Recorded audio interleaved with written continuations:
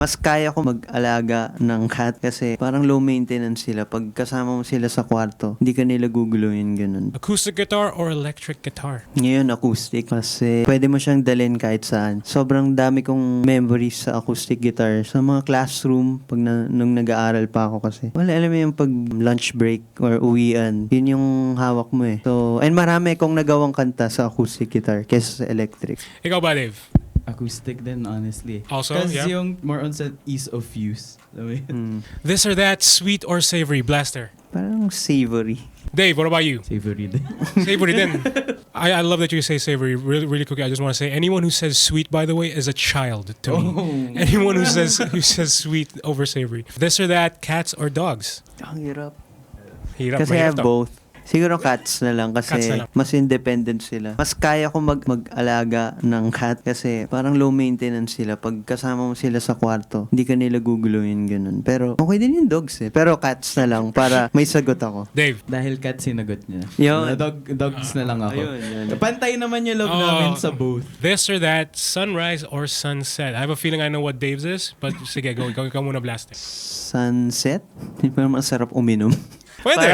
Parang na-imagine ko pag sunset, tas by the beach, tas meron kang parang cocktail. Yeah. Ikaw, Dave. I'm gonna throw a curveball. Akala mo sunset. But I think I like sunrise. Sunrise, okay. Why is I that? think, yung parang sinabi niya, like about sa anime and stuff, yung may pagka-MCS or main character syndrome. Parang ganun. Let's go with the last one. Travel to the past or travel to the future? Ako siguro past. Kasi sa future, doon naman talaga tayo papunta naturally. Pero mabagal lang. Pero mas imposibleng bumalik sa past. And sa past, gusto ko makita yung mga hindi ko na nakikita. Like yung mga cats or mga dogs na namatay na. Oo.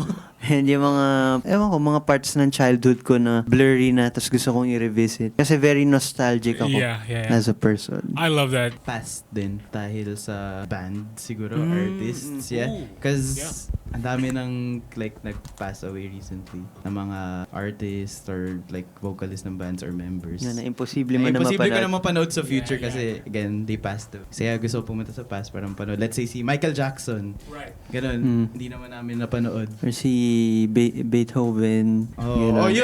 Like, That's too extreme. far back, I think. Again, with the extremes. Ganun. Pero I love that you both say the past because it only makes sense. Kasi yung future naman, pwede nyo naman balikan sa past if ever, di ba? Yeah. Hey, thanks for watching! For more exclusive videos and artist interviews, you can check out our videos by clicking here. And don't forget to follow us on our social media accounts too. Links are in the description below.